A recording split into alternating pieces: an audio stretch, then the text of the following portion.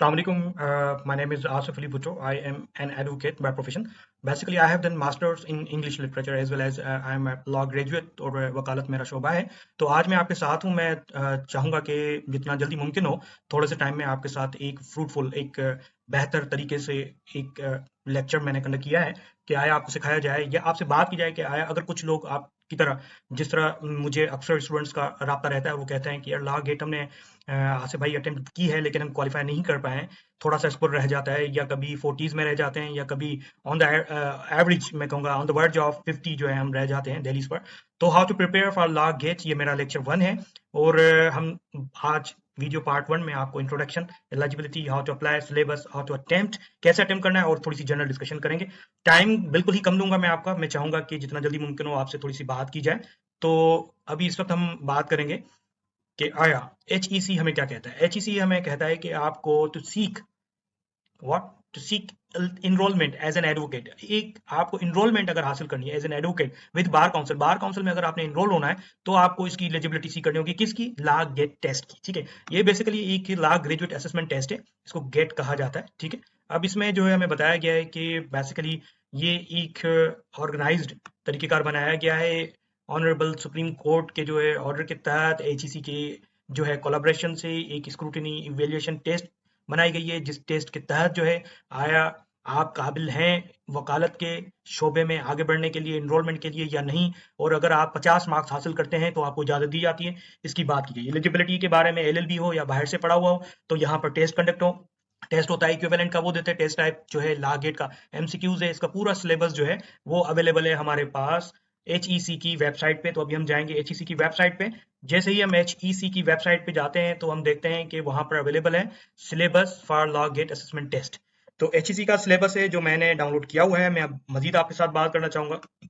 यहाँ पर जब हम आते हैं तो हमारे पास सबसे पहले जो बात करनी है हमने वो बेसिकली ये है कि टोटल 100 मार्क्स के MCQs होते हैं. 20 मार्क्स का MCQs पार्ट 1 में हमें जो है वो 3 चीजें हैं. एक कॉन्स्टिट्यूशनल हिस्ट्री ऑफ पाकिस्तान है, उसमें पर्टिकुलर केसेस हमारे पास मौजूद है, हाई प्रोफाइल केसेस मौजूद हैं जैसे असफंदियार वली, ठीक है, जफर अली शाह, मोहम्मद नवाज शरीफ, नुसरत भुट्टो, ठीक है ना, मिस अस्मा जिलानी. ये वो हैं कि जिनके पाकिस्तान के अगर हिस्ट्री को देखा जाए तो ये बड़े लीडिंग केसेस रहे हैं जिसमें हमें एक बड़ी लर्निंग रहती है. और इस लर्निंग में किस तरीके से आगे हमने सीखना है, क्या करना है, वो हम आगे बात करेंगे. कॉन्स्टिट्यूशन ऑफ पाकिस्तान 1973 है, उसमें पर्टिकुलर आपको बताया गया है फंडामेंटल राइट्स हैं, प्रियम्बल टू आर्टिकल 40 तक देखना है. पार्लियामेंट को समझना है, दैट इज आर्टिकल 50 टू 89. क्या फंक्शन है, क्या पावर से, किस तरह काम करता है, कौन लोग काम करते हैं, दी जुडिकेचर. अब ये कोर्ट का इंफ्रास्ट्रक्चर किस तरीके से है, आया सुपर जो है वो सुप्रीम कोर्ट किस तरीके से वो अपने जो है सवेरेनिटी बरकरार रखती है. आर्टिकल 175 से 212 तक देना है. इंटरनेशनल लॉ को समझने के लिए बड़े ही तरीके से एक इंटरेस्टिंग जो है वो आपके साथ में स्टोरी की तरह वजाहत करूंगा यूनाइटेड नेशन चार्टर की और international court of justice. United nation charter, ठीक है ना. अब यहाँ पर जो बात हो रही है वो ये है कि आया हम इन 20 नंबर्स को किस तरीके से हासिल करें, ठीक है ना. तो ये जो 5 नंबर हैं इंटरनेशनल लॉ के, 10 नंबर हैं कॉन्स्टिट्यूशन ऑफ पाकिस्तान के और 5 नंबर हैं कॉन्स्टिट्यूशन के, इसकी बात हो रही है. ठीक है, अच्छा, इसमें घबराना नहीं है, ये बड़ा ही एक तारीखी जुमला है. तो हकीकत भी यही है, आगे बढ़ना है हम लोगों ने. ठीक है, यहाँ पर जुरिस्प्रूडेंस की बात होगी. जुरिस्प्रूडेंस 2 है हमारे पास 5 नंबर का जो है वो इंग्लिश का है, 5 नंबर का जो है इस्लामिक का है. टोटल 10 नंबर है हमारे पास और 10 नंबर की मेहनत करनी है. इंग्लिश और इस्लामिक दो थोड़े से जो है वो चेंज है, मेहनत की जरूरत है. ठीक है, आगे बढ़ते हैं. अभी हम आपको बताया कि प्रोफेशनल एथिक्स जो है बेसिकली वो आपको सिखाता है कि आप इस प्रोफेशन में रहते हुए ऐसे क्या एथिक्स हैं जिनको आपको जो है फॉलो करना. जैसे लाइक कुछ कंडक्ट्स होते हैं, कुछ एटिट्यूड्स होते हैं, कुछ वकला पर लाइबिलिटीज होती हैं और कुछ वकला के साथ जो है अगर कुछ लोगों का तरीकेकार है तो उसका होता है. ठीक है, अच्छा, उसमें पर्टिकुलर रूल्स की बात हो रही है. ठीक है ना. तो cannon of professional conduct and attitude of advocates. ठीक है, चैप्टर 12 की बात हो रही. रूल जो है उसमें पर्टिकुलर है 134 से लेके 175B तक है. उसके बाद Pakistan legal practitioner and bar councils rules हैं 1976 के.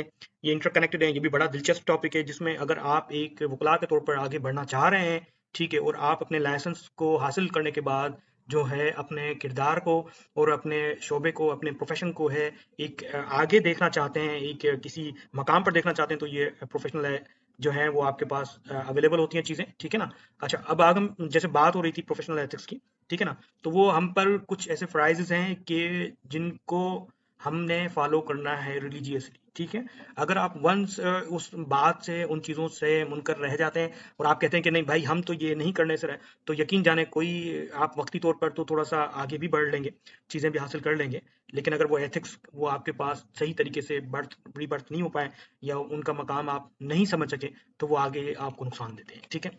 तो as a young lawyers, as a trainee, मैं ये सजेस्ट करूंगा कि मेहनत करनी है, दिलचस्पी के साथ समझना है, ठीक है। अच्छा, अब ये सिलेबस देखने के बाद हमारे पास सवाल आता है कि यार अब बेसिकली ये 100 एमसीक्यूज की बात हो रही थी और बड़े ही तरीके से आसिफ भाई ने हमें बताया कि 20 नंबर जो हैं वो हमारे पास पार्ट 1 के हैं, जिसमें कॉन्स्टिट्यूशन है, हिस्ट्री ऑफ पाकिस्तान, उसमें कॉन्स्टिट्यूशन 1973 है, इंटरनेशनल लॉ है, फिर जूरिस्प्रूडेंस के 10 नंबर हैं, 5 इंग्लिश के, 5 इस्लामिक के, सिविल प्रोसीजर के 20 हैं, क्रिमिनल लॉ के 10 हैं जिसमें पीपीसी आता है, पर्टिकुलर चैप्टर्स की बात होती है, 10 नंबर सीआरपीसी के हैं, और लॉ ऑफ एविडेंस कानून शहादत आर्डर 1984 के 20 नंबर हैं, प्रोफेशनल एथिक्स के 10 नंबर, ठीक है। अभी हम आगे देखते हैं कि आया करना क्या है। हमें कुछ नहीं करना है, हमारे पास बड़े ही आसान तरीके से कुछ चीजें मौजूद हैं, जैसे कि आप देखेंगे कि ये जो कॉन्स्टिट्यूशनल हिस्ट्री है ना, ये वाला, ठीक है, इसमें आपको हिस्ट्री है तो बड़ा दिलचस्प है, किस्से को समझना है, किसको सजा मिलती है, क्यों सजा मिलती है, कौन सजा देता है, किस साल को सजा देता है, ठीक है, और वो सजा आगे जाके खत्म हो जाती है या वो सजा जो है वो कायम रहती है, ठीक है। उसके बाद कॉन्स्टिट्यूशन ऑफ पाकिस्तान है, अगर आप इसको समझना चाहेंगे बड़ा ही दिलचस्प है, आपको हर एक के राइट्स आपको पता हो, इसमें पर्टिकुलर मैं आपको वजाहत कर चुका हूँ कि कुछ जो है शुरू वाले जो आर्टिकल से प्रीम्बल टू 40 तक, उसके बाद जो है पार्लियामेंट को समझना है, फिर जुडिकेचर को, क्योंकि सियासत और जो इतने बड़े इदारे हैं सियासी, उसके अलावा जो हमारे ऐवान है इतने बड़े, उनकी क्या जिम्मेदारी है, और जो जुडिकेचर है, जिस तरह कोर्ट से स्ट्रक्चर है आया, किसके ऊपर क्या जिम्मेदारी। इंटरनेशनल लॉ भी हम देखेंगे, ठीक है, और आगे चल के हम देखेंगे कि आया हमारे पास किस हद तक सिविल प्रोसीजर में अंडरस्टैंडिंग डेवलप हो रही है हमारी, ठीक है। सिविल प्रोसीजर कोड भी बड़े तरीके से आपने देखना है, ठीक है। और यहाँ पर अगर कोई बात की जाए तो मैं ये कहूंगा कि जूरिस्प्रूडेंस इंग्लिश और इस्लामिक में 10 नंबर है, ठीक है, और पीपीसी के जो है वो, और सीआरपीसी के 20 नंबर है, लॉ ऑफ एविडेंस और प्रोफेशनल एथिक्स। अच्छा, जो अब मैं हाईलाइट करने जा रहा हूँ उसमें बड़े ही आसानी से आपके जो है 60 to 70 स्कोर बनता है, और आपने प्रोसीजर भी यही रखना है, ठीक है। अब से आप जो है वो शुरू करें कि आया प्रोफेशनल आपके एथिक्स क्या है और लोग आपसे क्या तवक्कुआत रखते हैं। लॉ ऑफ एविडेंस जो है इसमें आप रखें, बड़ा ही दोनों दिलचस्प है, और ये पूरे पूरे नंबर्स देने वाले टॉपिक्स हैं, परेशान होने की जो है कोई ज़रूरत नहीं है। मैं इसमें आपको मजीद बड़े लेक्चर्स भी दूंगा जो थोड़ा सा टाइम ज़्यादा लेंगे, लेकिन एक पूरी अंडरस्टैंडिंग आपके साथ डेवलप करेगी, ठीक है। उसके बाद आपके पास जो है ये जो चीज़ें हैं, constitutional history of Pakistan, constitution of Pakistan और इंटरनेशनल लॉ, ठीक है। अब देखेंगे, अगर आप जब देखें तो इसमें एक चीज़ आपको बड़ी तरीके से मिलेगी, वो ये है कि आपको जो है 5 नंबर, ठीक है, वो मिल। तो अभी बात हुई हमारी कि आया जो है हमारे पास वो जूरिस्प्रूडेंस किस तरह आगे हमने देखना है। अब हम बात करेंगे 20 नंबर की, जो कि 20 नंबर है हमारे पास सिविल प्रोसीजर कोड के। अच्छा, civil procedure code CPC from preamble to 12। अच्छा, ये जो सेक्शंस है ना, प्रीएम्बल टू 12, ठीक है ना, यहाँ पर डेफिनेशंस आ जाती हैं, वो पर्टिकुलर एक स्ट्रक्चर की बात होती है। अच्छा, सीपीसी सिविल प्रोसीजर कोड को जितना ही बेहतर तरीके से इस वक्त आप टाइम दे सकते हैं वो आप देना शुरू करें, और ये जो शुरू वाले जो 12 सेक्शंस हैं, ये आप यकीन नहीं कर सकते कि ये इतने इंटरकनेक्टेड हैं और इतने ही बेनिफिशियल हैं कि अगर एक वकील को तरीके से सही माने में इन सेक्शंस की बात या इनकी जो है वजाहत करने का तरीकेकार ना हो, तो मेरे ख्याल में वो वकील आगे जाके बड़ी ही मुश्किल दिन काटता है। तो कुछ नहीं करना है, ये 12 सेक्शंस अगर आपने तरीके से समझ लिए, क्योंकि इसमें पूरे स्ट्रक्चर की भी बात होती है, और आया किस की बात हो रही है, आया एग्रीव पार्टी की हो रही है, प्लीडिंग की हो रही है, अगर प्लीडिंग्स हो रही हैं तो वहां पे डिफेंडेंट की क्या बात हो रही है, ठीक है ना, प्लेंटिफ की क्या बात हो रही है। अच्छा, डैमेजेस हैं या स्पेसिफिक रिलीफ है, आया किसी का हक है, राइट्स की बात है, तो वो सारी की सारी इंटरकनेक्टेड तो है ही है, लेकिन हमें क्या है कि कानून रूल्स हमें ये बताते हैं कि आया यहाँ पर जो बात हो रही है उसको किस तरीके से आगे बढ़ाना है, सिविल प्रोसीजर उसका क्या है और वो कोड क्या कहता है। तो इन चीजों को समझना है, ठीक है। तो ये शुरू वाले 12 सेक्शन, इस पे बड़ी मेहनत करनी है। मैं ये नहीं कहता कि कोई एक पर्टिकुलर जो है वो आप जो है गाइड लें या कोई बुक्स लें, ठीक है, लेकिन काफी बहुत अच्छे लोग मौजूद हैं, बड़े अच्छे टीचर्स मौजूद हैं जो आपको इसको बड़े अच्छे तरीके से सिखाएंगे। हम भी कोशिश करेंगे कि आपको एक तरीकेकार बना के दें, ठीक है। अच्छा, सेक्शन 15 to 20 जब आप शुरू वाले 12 सही तरीके से समझ लेंगे तो 15 to 20 47, अच्छा, ये रिस्पेक्टिव जो है ये सीपीसी के सेक्शंस हैं, और ऑर्डर जो है नीचे बताया गया है, ऑर्डर 1, अच्छा 6 और 9, 13, 6 to 9 और 39, 41 43। अच्छा, ये जो हैं ऑर्डर्स हमारे पास, ये तकरीबन 5 6 7 8 9 ऑर्डर्स हैं। इनको बड़े तरीके से देखना है, कोई परेशान होने की जो है वजह नहीं होनी चाहिए, क्योंकि जितने ही ज्यादा दिलचस्प होंगे आप, जितना ही आप इन चीजों में दिलचस्पी पैदा करेंगे, उतना ही आपके लिए आसानी हो जाएगी। अच्छा, अब क्रिमिनल प्रोसीजर पे बात आती है, क्रिमिनल लॉ पीपीसी। अच्छा, पीपीसी के 10 नंबर हैं। पाकिस्तान पेनल कोड, ठीक है। अच्छा, पाकिस्तान पेनल कोड इटसेल्फ एक बहुत बड़ी जो है तरीकेकार है, और इसको हम ये नहीं लेंगे बड़ा ही लाइट, क्योंकि पेनल कोड ये वो है कि जब भी आप थाने में जाते हैं तो सबसे पहले तो पेनल कोड की बात होती है कि आया उसने कौन से कोड के तहत जो है जुर्म किया है।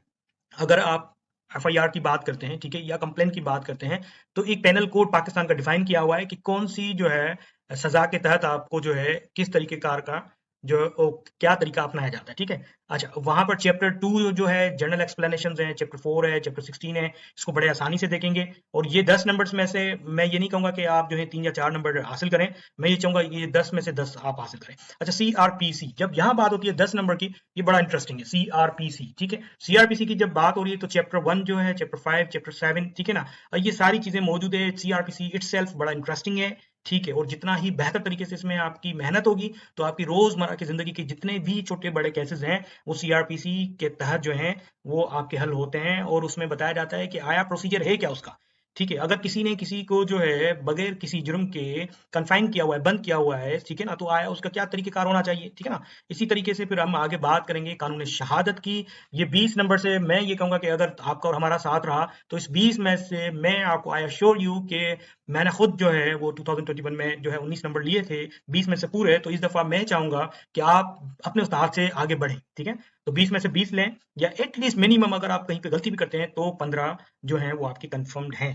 अच्छा, उसके बाद रहता है लास्ट में professional ethics, canon of professional conduct and attitudes of advocates. Chapter जो है पूरा डिफाइंड है, इसमें छोटी सी चीजों की परहेज की जाती है और तरीकेकार बताया जाता है। और थोड़ी सी आपकी अंग्रेजी अच्छी होनी चाहिए, क्या है जी। तो 5 नंबर की जो बात हो रही थी, 5 नंबर आपको प्रोफेशनल एथिक्स के जो हैं वो कंफर्म्ड होते हैं आपके पास, लेकिन आपने जो है वो 10 में से 10 हासिल करने हैं। थोड़ी सी आपने मेहनत करनी है, ठीक है। और लॉ ऑफ एविडेंस की बात हो रही थी, वो आपने पूरे नंबर लेने हैं, ठीक है। उसके बाद जो है लॉ ऑफ एविडेंस, कानूनी शहादत बड़ा ही तरीकेकार है, ठीक है। उसके बाद ये जो ऊपर के जो मैंने आपको 3 कहा कि ये भी आपके पूरे नंबर्स आते हैं। इसमें क्या टैक्टिक्स और क्या तरीकेकार अपनाना है वो मैं आपको दूसरे लेक्चर में आपको फराहम करूंगा, ठीक है।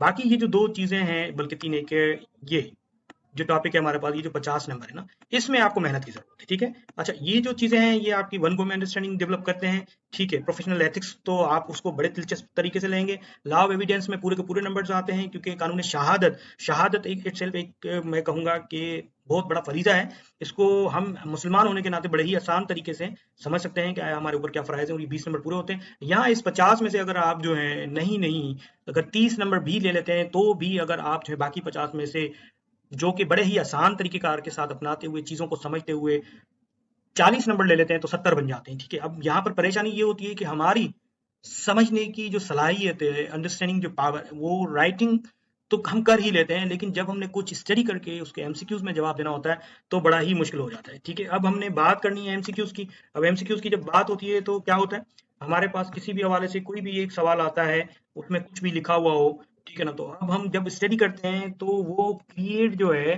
स्ट्रेस, क्या होता है हमारे पास, स्ट्रेस क्रिएट होती है, ठीक है ना।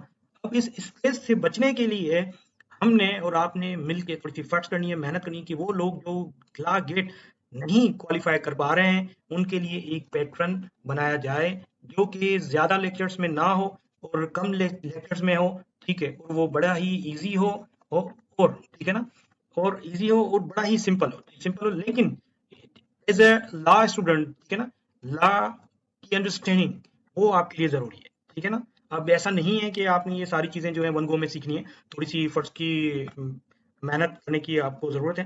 तो मैं आपके साथ हूँ, उम्मीद है कि दूसरे लेक्चर में बड़े ही आसान तरीके से हम एक एक लेक्चर में एक एक टॉपिक कवर करेंगे और हम आपको सारी चीजें फराहम करेंगे, ठीक है। बड़ी ही मेहरबानी, आपने थोड़ा सा टाइम निकाला, ठीक है जी। अल्लाह आपका हाफिज़, ठीक है, अल्लाह आपकी मदद फरमाए। जज़ाकल्लाह खैर।